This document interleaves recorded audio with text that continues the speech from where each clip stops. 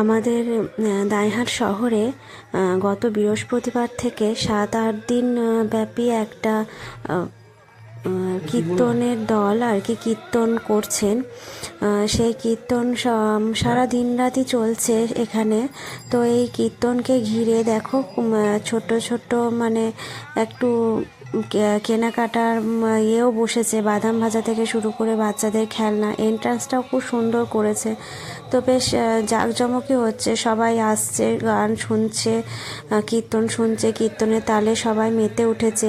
এটা প্রতি বছরই হয় এবং এই কীর্তন ৭-৮ দিন চলার পর তারপরে মৎসব খাওয়ানো হয়। সেদিন সবাইকে এমনিতেও প্রতিদিনই যারা কীর্তন শুনতে আসছে তাদের দুবেলা ভোগ প্রসাদ দেওয়া হচ্ছে, মানে অন্ন ভোগ যে যেরকম পারছে খেয়ে যাচ্ছে। তো আমরাও আজকে প্রসাদ গ্রহণ করেছি।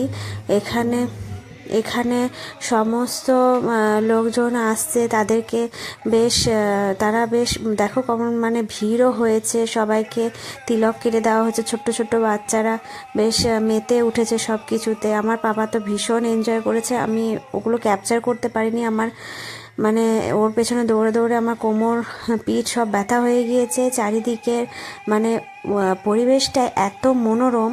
আমি আজকে ফাঁকা ছিলাম বলে, মানে আমার আজকে টিউশন পড়ানো ছিল না, আমার ফাঁকা ছিল বলে আমি আমার শাশুড়িমা, 2 শাশুড়িমার সঙ্গে আর পাড়ার একজন বৌদির সঙ্গে আমি গেছিলাম।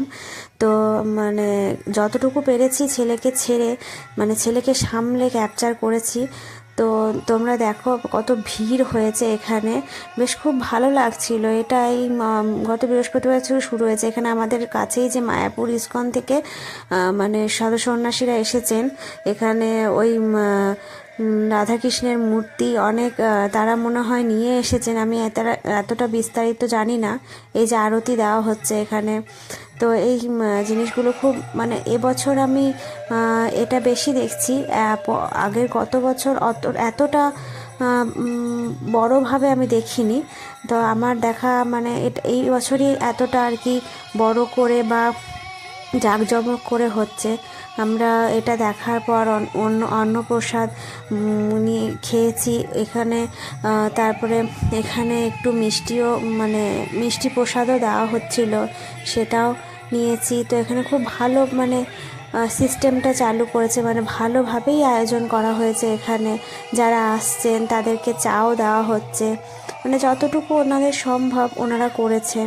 তো খুব ভালো হয়েছে এবছর, খুব ভালো হয়েছে। যারা আসেনি তারা খুব মিস করবেন। তো চেষ্টা করবে যেন ওই যেদিন শেষ দিন ধুলোটের দিন আসার, এইটুকুই আর কি। নমস্কার বন্ধুরা, গুড নাইট।